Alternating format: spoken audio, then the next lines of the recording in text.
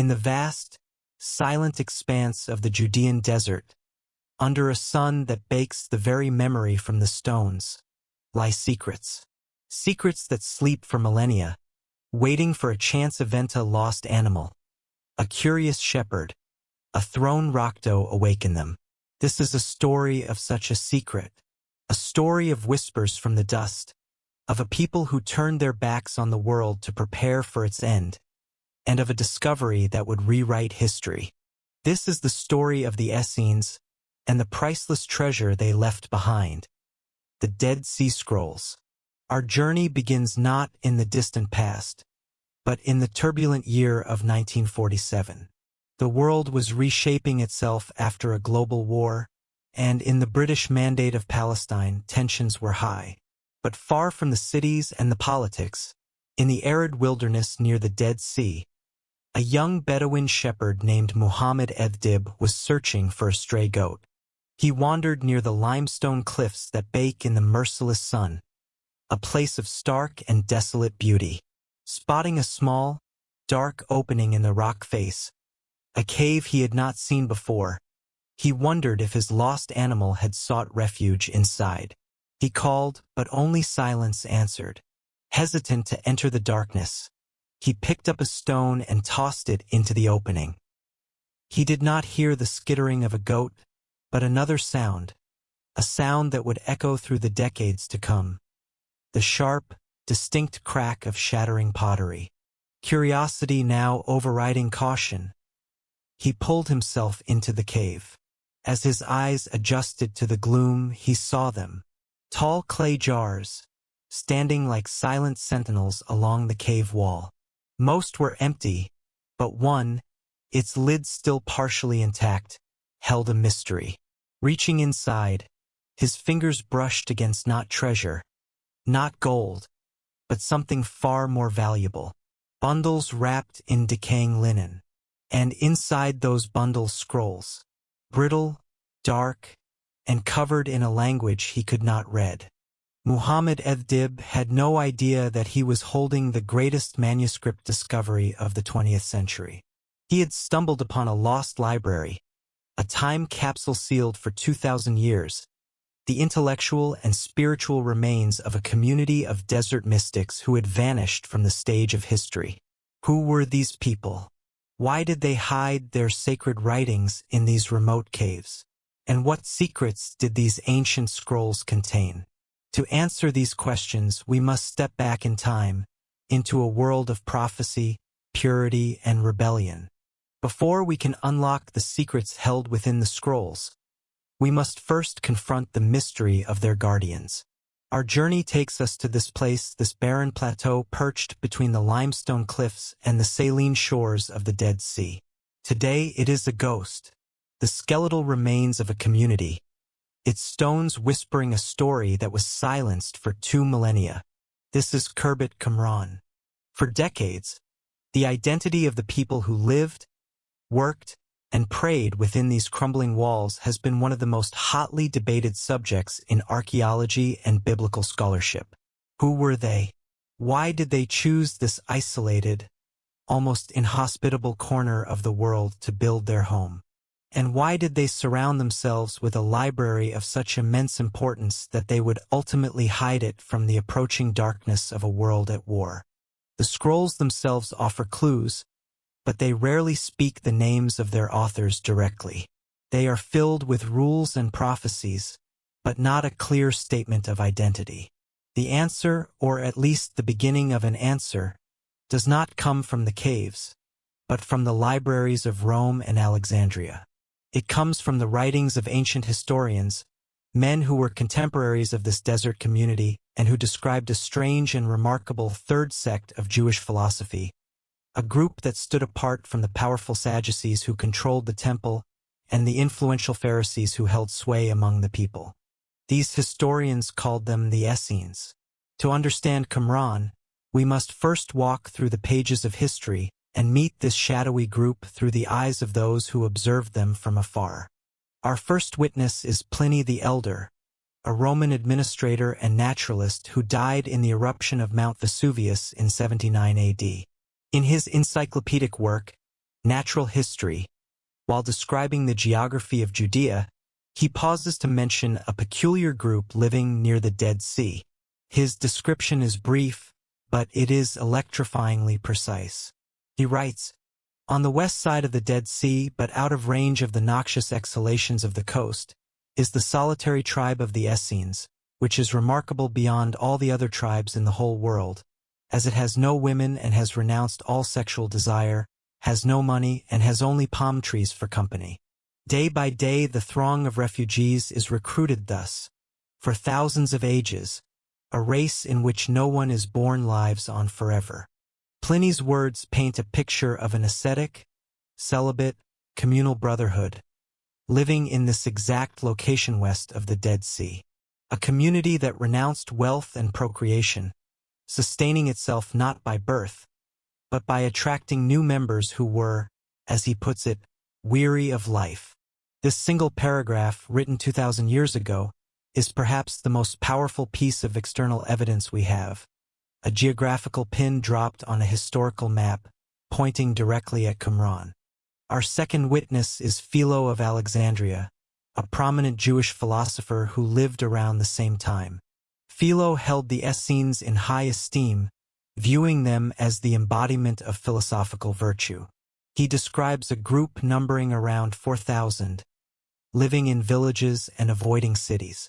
He emphasizes their absolute devotion to God, their communal ownership of all property, stating that no one possesses a house that is his own, and their dedication to a life of peaceful labor, study, and prayer.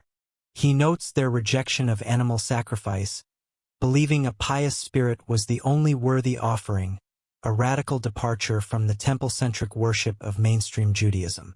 But our most detailed account comes from the historian who knew them best, Flavius Josephus, a Jewish priest and military commander who later defected to the Romans during the Great Jewish Revolt. Josephus provides a deep and nuanced portrait of the Essenes in his works, The Jewish War and Antiquities of the Jews. He presents them as one of the three main branches of Jewish thought, and his description resonates powerfully with both Pliny's account and the internal evidence of the scrolls themselves. Josephus confirms their communal lifestyle, writing that riches they despise, and their community of goods is truly admirable. He describes their rigorous daily routine, which began before sunrise with prayer, followed by communal work. At midday, they would gather for a ritual of purification and immersion in cold water before assembling for a silent, sacred meal that was served by priests. The day would conclude with more work and another communal dinner. This was not just a settlement. It was a highly disciplined, quasi-monastic order. He speaks of their intense reverence for the law of Moses and for the names of their own lawgivers. He details the arduous process for joining their sect, a 3-year probation period where a candidate's character and obedience were tested. Once initiated, a member swore terrifying oaths to practice piety towards God and justice towards men, to hate the wicked and fight alongside the righteous, to always be a lover of truth, and crucially to keep the secrets of the sect and preserve the books of their doctrine. This last oath to preserve their books hangs in the air, a premonition of the treasure that would later be found in the caves. Josephus also adds a critical detail that reconciles Pliny's account of a celibate group with other evidence. He describes not one, but 2 orders of Essenes. The first and primary order shunned marriage, believing it a distraction from their spiritual path. But, he notes, there was a second order that did marry not for pleasure, but for the sole purpose of procreation, to ensure the continuation of the race. This nuance is vital. It allows for a more complex view of the Essene Movimento core, highly ascetic, likely male-dominated community at a center like Qumran, with other associated communities perhaps including families existing elsewhere. Armed with these ancient descriptions, let us return to the sun-scorched ruins of Qumran. What do the stones themselves tell us? Does the archaeology of the site match the testimony of the historians? The answer is a resounding yes. The physical evidence uncovered here does not just echo the ancient accounts. It brings them to life in startling detail. First, consider the water system. Qumran receives less than 2 inches of rain a year. To survive here, let alone to practice rituals of daily immersion, required a mastery of water management. Archaeologists have unearthed a sophisticated aqueduct system that captured the brief, violent flash floods from the wadis in the cliffs above. This water was channeled into a series of large, step cisterns. But most telling are the numerous smaller, plastered pools scattered throughout the site. These are mikvot, or Jewish ritual baths. They are identifiable by their specific features, such as steps leading down into the pool and, in some cases, a small partition running down the center of the staircase, one side for descending in a state of impurity, the other for ascending in a state of purity. A normal settlement of this size might have 1, perhaps 2 such baths. Qumran has more than 10. This extraordinary number of purification pools is far beyond the needs of a mere fortress or farmstead. But it aligns perfectly with Josephus's description of a community obsessed with ritual purity, a people who immerse themselves in water daily before partaking in their sacred meals. The water system at Qumran was not just for survival. It was the engine of their spiritual life.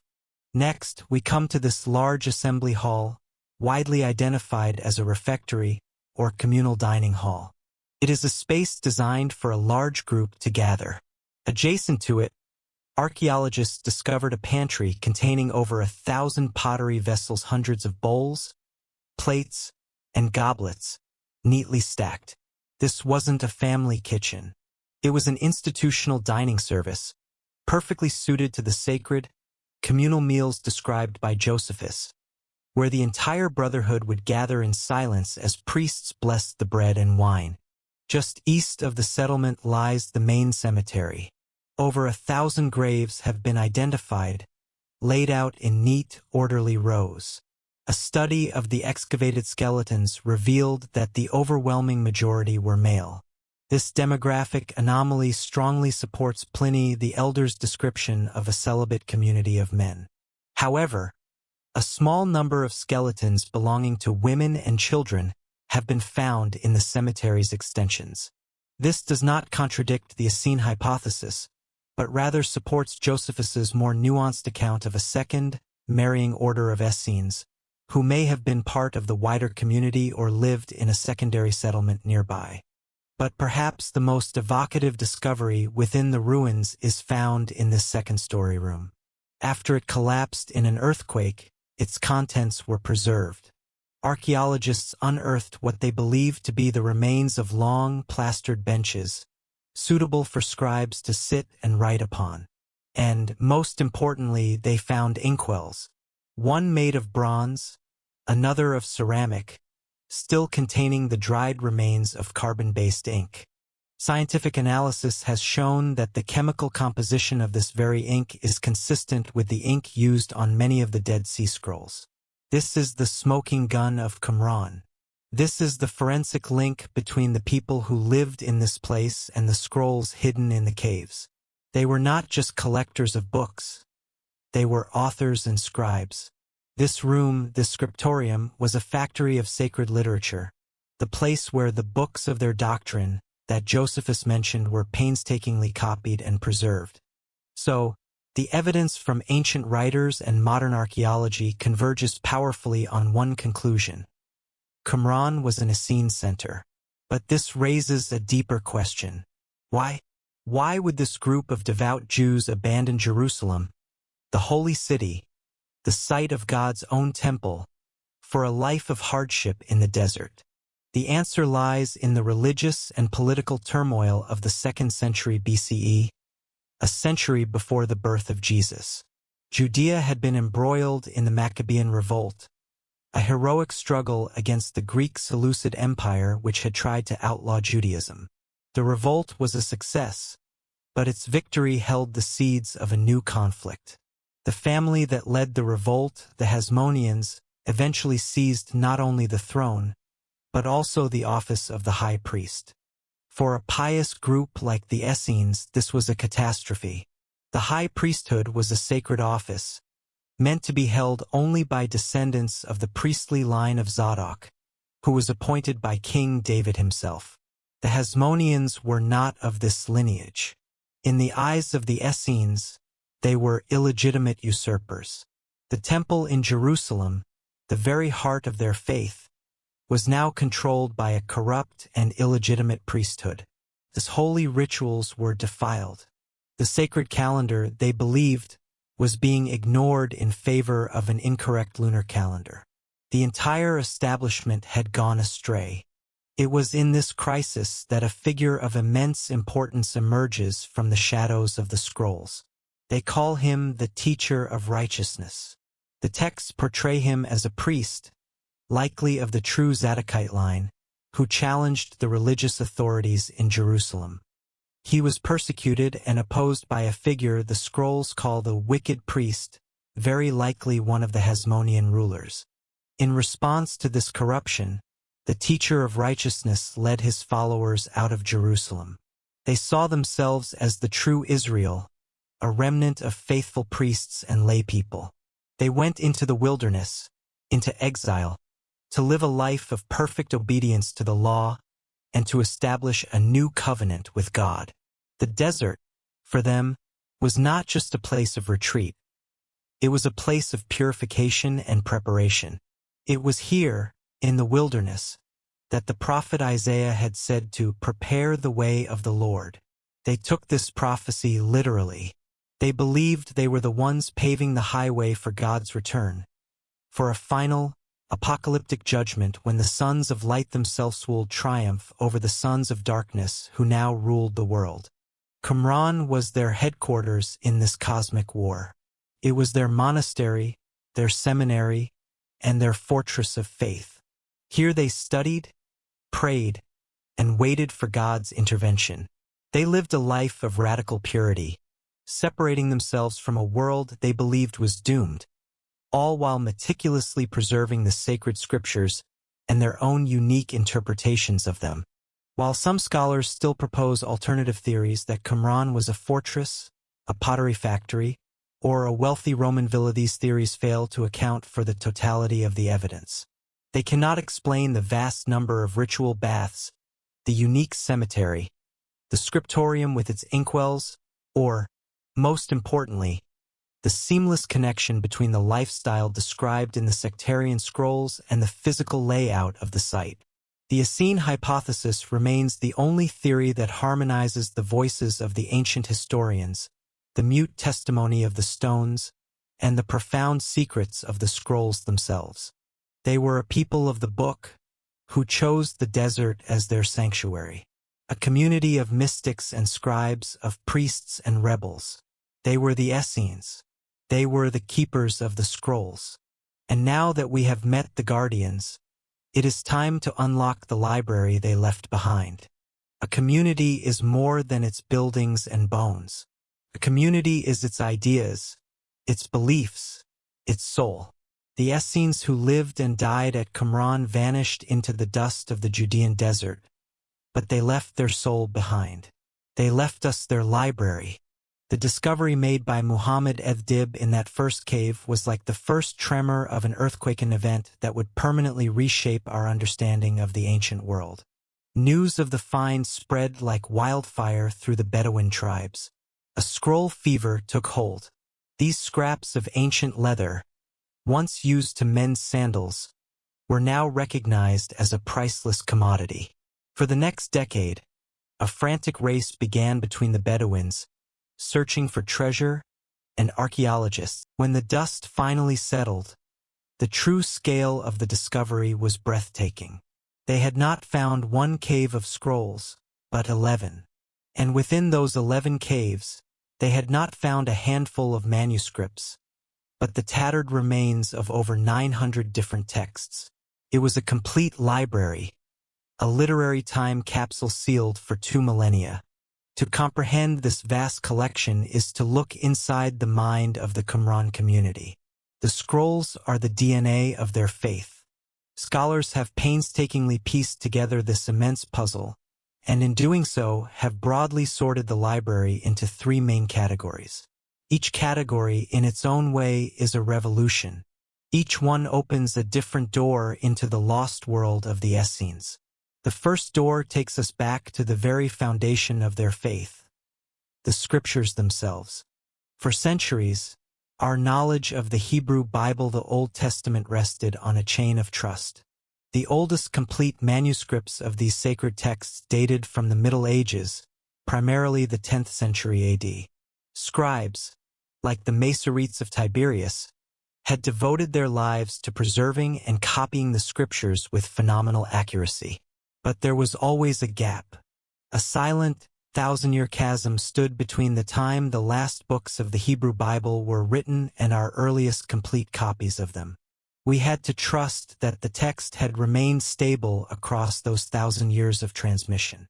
The scrolls from Qumran were a bridge across that chasm. They were a 1,000-year leap into the past. In the caves, archaeologists and Bedouins found fragments from every single book of the Hebrew Bible, with one curious exception: the Book of Esther. No trace of Queen Esther's story has ever been found at Qumran. Was it a coincidence of preservation? Or did the Essenes, in their strict separatism, reject a book that described a Jewish queen living in a foreign court and marrying a Gentile king? We may never know. But what they did find was staggering.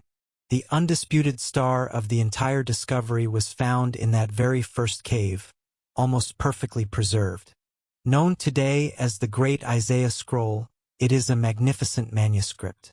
24 feet long when unrolled, it contains all 66 chapters of the prophet Isaiah. It dates to around 125 BC. The moment of truth came when scholars placed this ancient scroll side by side with the medieval text of Isaiah they had used for centuries, a text a full millennium younger. The world held its breath. Would it be radically different? Had major changes crept in over the centuries? The result was an astonishing vindication of tradition. The text was virtually identical. There were minor variations in spelling, occasional grammatical quirks, but the substance, the prophetic words that had shaped the faith of millions, was undeniably the same. It was one of the most powerful moments in the history of textual criticism. The Qumran scrolls proved that the biblical text had been transmitted with a degree of accuracy that was almost miraculous. They affirmed the deep, ancient roots of the scriptures that form the bedrock of both Judaism and Christianity. But the biblical scrolls also held a surprise. They revealed that in the time of the Essenes, the biblical text was more fluid than we had imagined. Some caves contained versions of books like Jeremiah or Samuel that were slightly different, sometimes aligning more closely with the ancient Greek translation of the Bible, the Septuagint. This tells us that the Essenes library wasn't just one version of the Bible. It was a collection that reflected a time before a single standardized text had been finalized. They lived in a world of living scripture, and they gathered it all into their desert library.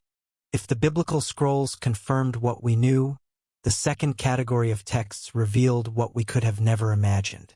These are the sectarian scrolls, the internal documents of the Qumran community. These are their own compositions, their rules, their beliefs, their prophecies. Here, for the first time, we hear the Essenes speak in their own voice. This is where we step out of the library and into the life of the sect. Let us examine three of their most important works. 1. The Community Rule. Often called the Manual of Discipline, the Community Rule is nothing less than the constitution of the Qumran settlement. It is their monastic rulebook, a detailed guide to their highly structured life. Reading it is like being a fly on the wall of their assembly hall. The scroll lays out the strict procedure for anyone wishing to join the Brotherhood. It was not a simple decision. A candidate endured a multi-year probationary period, where their spirit and their obedience were tested. If they were found worthy, they would hand over all their property and possessions to the community treasurer, renouncing the world of private wealth. They would then swear a binding oath to follow the community's interpretation of God's law, to separate themselves from the men of injustice, and to live in perfect unity.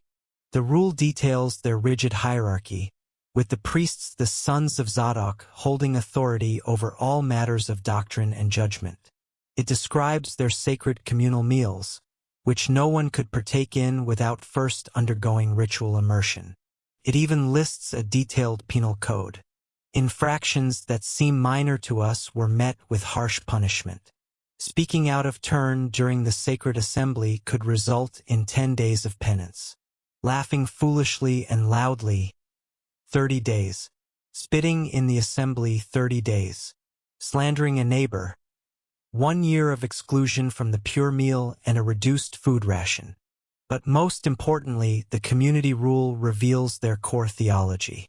It describes a world locked in a struggle between two primordial spirits, the Prince of Light and the Angel of Darkness. It teaches that God has assigned every human being to one of these two camps from the moment of creation. This is a powerful doctrine of predestination. The Essenes saw themselves as the chosen sons of light, destined for salvation, while the rest of the world, including other Jews, languished in the dominion of darkness. This dualistic worldview is the key to understanding their separatism and their apocalyptic expectations. 2.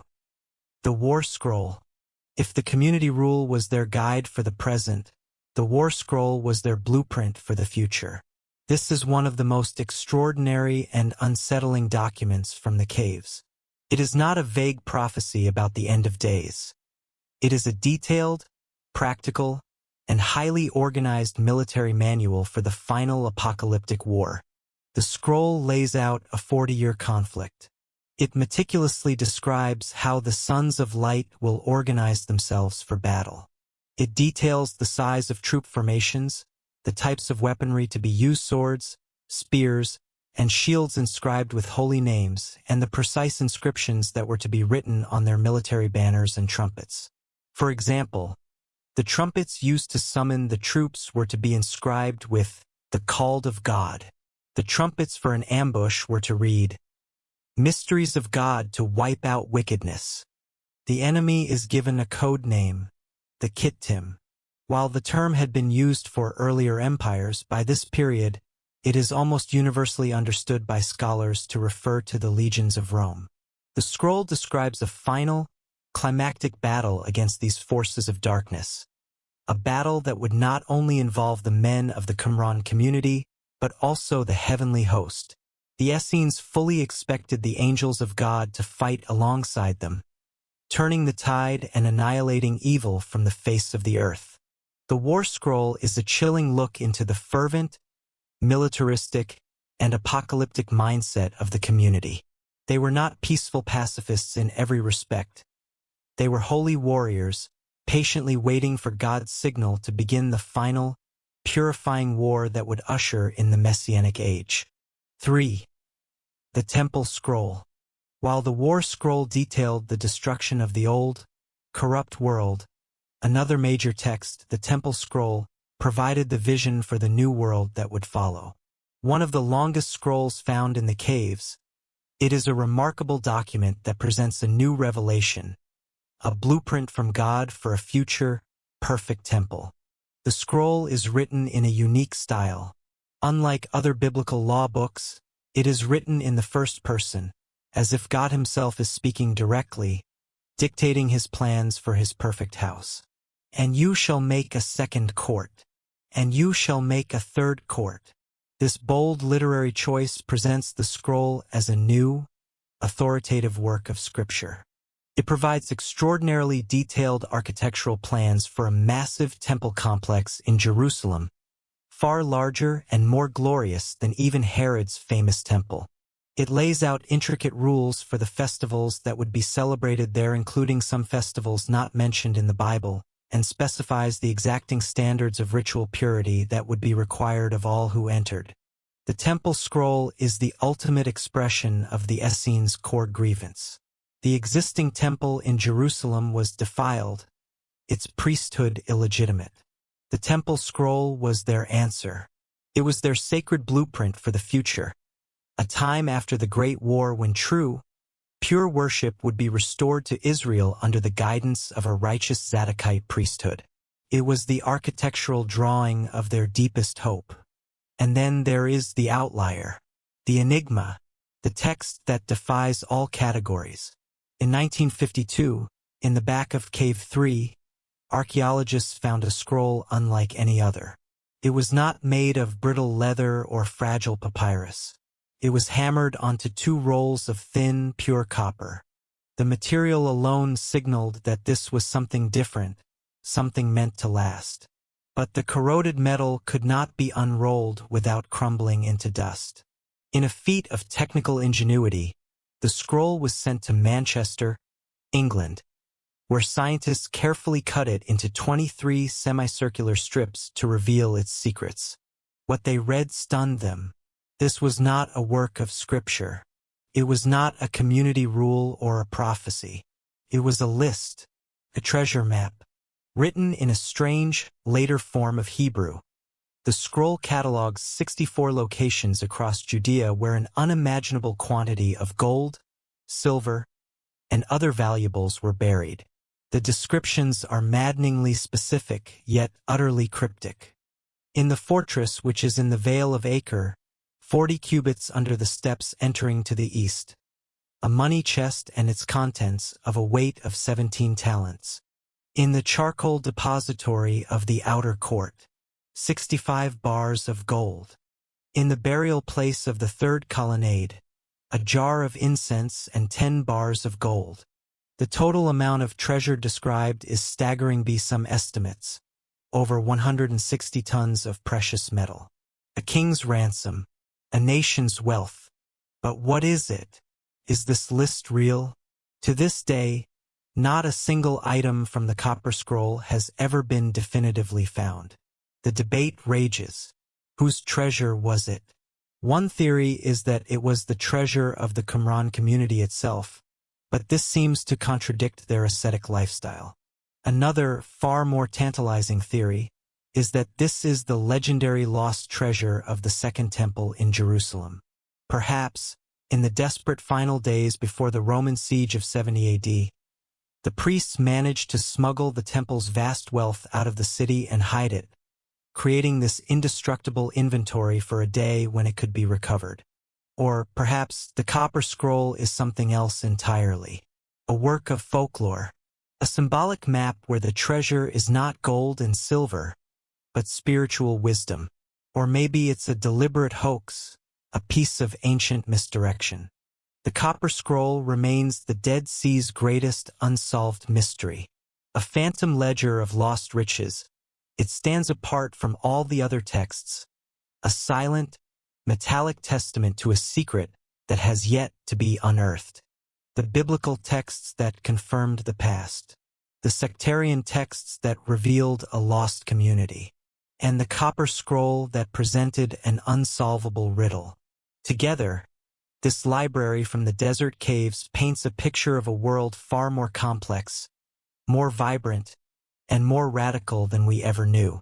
But these scrolls did not just answer questions. They created new ones. Their discovery ignited decades of fierce debate, bitter rivalries, and wild conspiracy theories that would, in their own way, become a part of the scroll's enduring legacy. To discover a lost library is one thing. To understand it is another entirely. The Dead Sea Scrolls did not emerge from their 2,000-year slumber to provide easy answers. Instead, they opened a labyrinth of new questions, casting long, deep shadows across our understanding of history. The ink on the parchment, once dried, gave rise to new life. Fierce academic rivalries, tantalizing historical detective stories, and explosive conspiracy theories that captured the world's imagination. The desert gave up its secrets, but not all of them. And some of what it gave us was wrapped in riddles. To truly appreciate the impact of the scrolls, we must now step away from the certainties of archaeology and into this fog of debate. We must confront the ghosts that haunt this ancient library. This is the story of the unresolved mysteries, the shadows and whispers of Qumran. As we journey through the sectarian scrolls, the unique writings of the Qumran community are constantly in the presence of a powerful, yet spectral figure. He is the heart of their story, the source of their revelation, the founder of their movement. But he is a man without a name. The scrolls call him only the Mor Hatzedek, the teacher of righteousness. According to the texts, he was a priest, almost certainly of the legitimate Zadokite line, to whom God had revealed the ultimate secrets of the scriptures. He understood the true meaning of the prophet's words, meanings that had been hidden for generations. He was their guide, their inspired leader. But he was also a tragic figure. His story is one of conflict and persecution. The scrolls tell us he was opposed, attacked, and ultimately driven into exile by another unnamed figure, a man of immense power and corruption known only as the Wicked Priest. One of the most fascinating scrolls is a commentary on the biblical book of Habakkuk. In it, the Qumran author interprets the ancient prophet's words as prophecies about his own community's history. The text speaks of the wicked priest, saying he was called by the name of truth when he first arose. But when he ruled over Israel, his heart became proud, and he abandoned God. This wicked priest, the scroll tells us, became drunk on wealth and power, plundering the riches of the people and defiling the temple. Most dramatically, the commentary states that the wicked priest pursued the teacher of righteousness to his place of exile, appearing before him in the splendor of his anger on the Day of Atonement, the holiest day of the Jewish year, in order to confuse him and to make him stumble. This is history written as biblical exegesis, a raw, personal conflict encoded in sacred commentary. But who were these men? The scroll's refusal to name them has launched a 2,000-year-old cold case. For historians, it's an irresistible puzzle. The leading theory places the conflict in the 2nd century BCE, during the reign of the Hasmonean dynasty that rose to power after the Maccabean revolt. The wicked priest was likely one of the Hasmonean rulers who, against sacred law, took the title of high priest for himself. Several candidates have been proposed. Some point to Jonathan Maccabeus, who became high priest in 152 BC. Others suggest his brother and successor, Simon. If one of them was the wicked priest, then who was the teacher? Was he the legitimate high priest who was deposed by the Hasmoneans? Was he another prominent priest who raised his voice in protest and was forced to flee for his life? We simply do not know. He is a ghost, a figure of immense historical importance who is known to us only through the reverence of his followers and the venom of his enemies. He founded a movement that produced one of the world's greatest literary treasures. Yet his own name is lost to the wind. He is the first and deepest mystery of Qumran. The next great mystery of the Dead Sea Scrolls is not an ancient one. It is a modern story of scholarly intrigue, public frustration, and explosive accusations. It is the story of why, for nearly 40 years, the majority of the scrolls remained hidden, not in a cave, but in the hands of a small, exclusive committee. After the initial discoveries, the rights to study and publish the texts from most of the caves were assigned to a small, international team of scholars based at the Palestine Archaeological Museum in what was then Jordanian-controlled East Jerusalem. The team was composed primarily of Christian and mostly Catholic scholars. The work was painstaking. They were dealing with tens of thousands of brittle fragments, many no bigger than a postage stamp. It was like trying to assemble 500 different jigsaw puzzles, all mixed together in the same box, with most of the pieces missing. Progress was agonizingly slow. Years turned into decades. By the 1980s, 30 years after the discoveries, less than half of the texts had been made public. An entire generation of scholars was waiting. The academic world grew restless, then frustrated, then angry. Why the delay? What was taking so long? Out of this frustration, a dark and tantalizing theory began to take shape, bursting from the halls of academia into the public consciousness. It was the Vatican conspiracy. Promoted by authors like Barbara Thiering and, most famously, Michael Bygent and Richard Lee in their 1991 bestseller, The Dead Sea Scrolls Deception. The theory was as simple as it was explosive. The Vatican was deliberately suppressing the scrolls. The official team of Catholic-led scholars, the argument went, had discovered information so damaging to the foundations of Christianity that they had entered into a conspiracy of silence to protect their faith. What were these alleged bombshells? The claims were spectacular. Perhaps the scrolls identified the teacher of righteousness as Jesus himself, or as a proto-Christ figure who was crucified and expected to return, suggesting the gospel story was a later invention. Perhaps they contained texts that proved Jesus was not divine, but merely a political Essene leader. Perhaps they revealed that the early Jerusalem church, led by James, was the true continuation of the Qumran community, a movement that was later hijacked by Paul to create the religion we know today. The theory was a blockbuster. It had heroes, the outsider scholars, fighting for truth, and villains, a secretive cabal controlled by Rome. But was it true?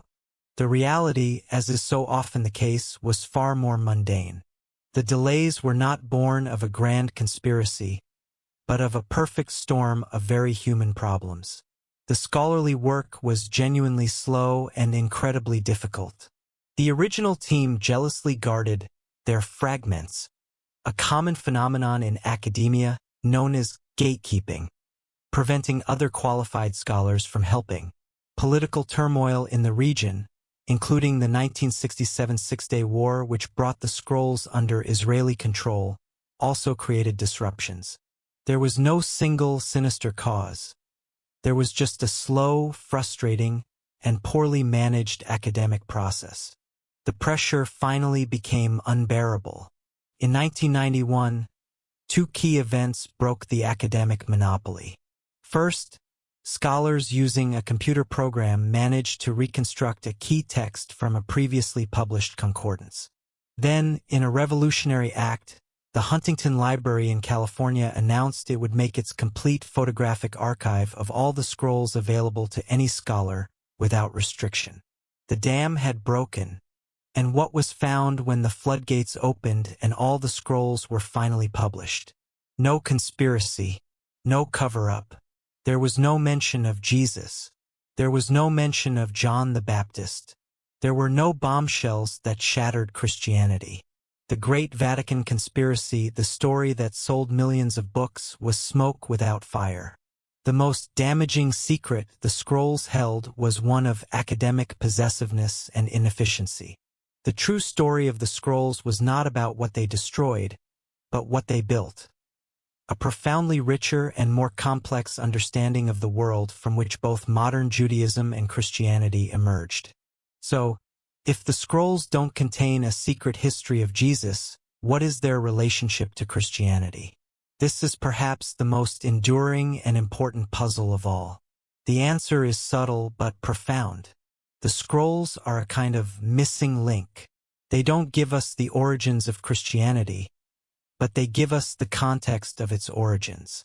They are the background music to the Gospels, a soundtrack that had been silent for 2,000 years. Suddenly, ideas, phrases, and practices in the New Testament that had seemed unique and unprecedented were given a vibrant Jewish backstory. The most striking point of connection is the figure of John the Baptist. The Gospels paint a clear picture. An ascetic preacher, dressed in camel's hair, living in the Judean wilderness near the Jordan River. His message was one of urgent repentance in preparation for a coming divine judgment. His central ritual was baptism, an immersion in water symbolizing purification and a new beginning. And his core message was a call to prepare the way of the Lord. A direct quote from the prophet Isaiah. Now consider the Essenes at Qumran.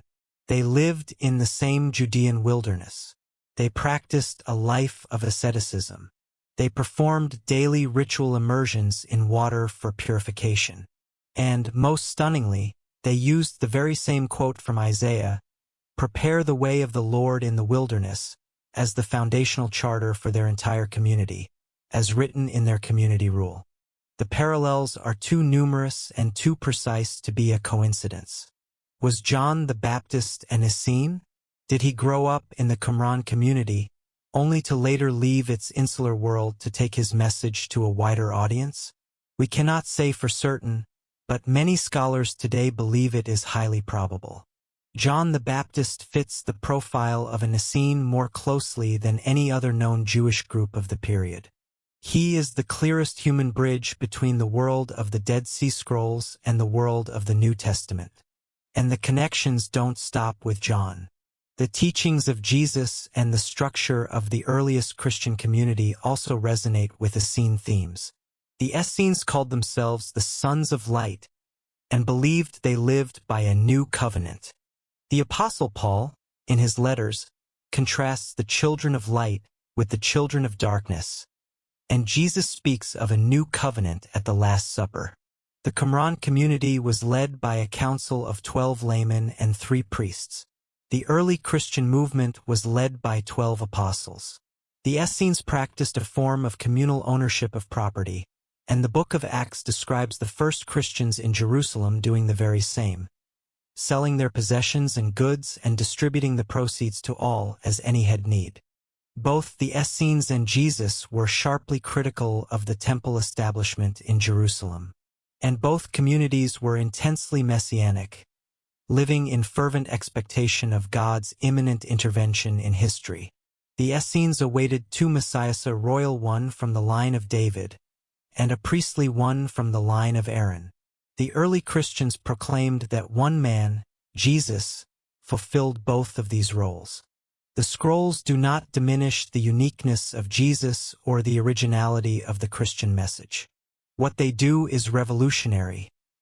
They root them firmly in the soil of Second Temple Judaism. Jesus was not speaking in a vacuum. He was part of a dynamic, passionate, and diverse conversation about what it meant to be faithful to God in a time of crisis. The Dead Sea Scrolls allow us, for the first time, to overhear that conversation. The teacher of righteousness remains a ghost. The conspiracies have faded, revealing a more complex human story. The connection to Christianity is one of echoes and parallels, not direct lineage. These are the shadows that swirl around the Qumran library. But a new, darker shadow was approaching, a shadow that the Essenes had long predicted in their war scroll. They saw themselves as the sons of light, preparing for a final battle. They did not know that this war would not be a mythical, 40-year conflict with angelic hosts. It would be a real, brutal, and hopeless struggle against the unstoppable legions of Rome, and it would bring their world to a fiery and silent end. From a chance discovery in a forgotten cave to a revolution in our understanding of the ancient world. The story of the Essenes and the Dead Sea Scrolls is a profound journey into the very heart of faith, rebellion, and mystery. It is a story that begins with a stone thrown in curiosity and ends with the rewriting of history books across the globe. We have met the people who chose the stark beauty and punishing silence of the desert over the perceived corruption of civilization. They were the Essenes, a community of radical idealists, mystics, and scribes. They turned their backs on the world they knew to dedicate their lives to a quest for absolute purity and preparation, gazing into the future with an apocalyptic certainty that the world was on the precipice of a final, cleansing war. They saw themselves as the last bastion of true faith, a tiny island of light in a vast sea of darkness. In their ultimate disappearance, in the silence that followed the destructive tramp of Roman legions, they left behind the ultimate testament. They bequeathed to a future they could never have imagined, their very soul, etched in ink and preserved by the dry desert air. Their library contains not just their rules for living, but their fervent hopes, their detailed plans for the end of time, their sacred scriptures, and their deepest grievances against a world they felt had lost its way. The scrolls are therefore far more than historical artifacts. They are the voice of the voiceless, a library of the lost. They are a conversation that was abruptly silenced in the year 68 AD and only resumed in 1947. The discovery of this library challenges us, not with the sensational conspiracies of popular fiction, but with a far more profound and unsettling truth. The realization of just how diverse, how vibrant, and how fiercely passionate the Jewish world was 2 millennia ago. History, they remind us, is never a monolithic story told by a single victor. It is a chorus of different voices, a tapestry of competing truths, a symphony of movements and ideas, many of which have been lost to time. The Essenes sought to prepare the way for the end of the world. In the end, their own world was brought to an end. But in their final, desperate act of preservation, hiding their sacred words in the darkness of the earth, they achieved a different kind of immortality. They ensured that their voice would not be silenced forever. They left us with a timeless reminder that even in the most desolate of places, secrets can sleep, waiting for the right moment to awaken and speak their truth. They are still speaking to us now, whispering to us from the dust and the darkness of a desert cave. Thank you for joining us on this journey into the world of the desert mystics. The story of the Dead Sea Scrolls is a vast and ongoing field of discovery, with new research and insights emerging all the time. We have only scratched the surface of its many profound secrets and enduring questions. If you've been captivated by this story and wish to explore more forgotten histories and archaeological mysteries with us, please consider subscribing to Driftwood Histories and clicking the notification bell so you don't miss our future explorations. We are a small team, and we rely entirely on your curiosity and support to continue drifting through the past and bringing these important stories to light. We'd love to hear your thoughts. What part of this mystery fascinates you the most? Is it the enigmatic and nameless teacher of righteousness? The tantalizing, unsolved riddle of the Copper Scrolls treasure? Or the surprising connections to the origins of Christianity? Let us know in the comments section below. Thank you once again for your time and curiosity. We look forward to seeing you again as we continue to drift through the currents of history.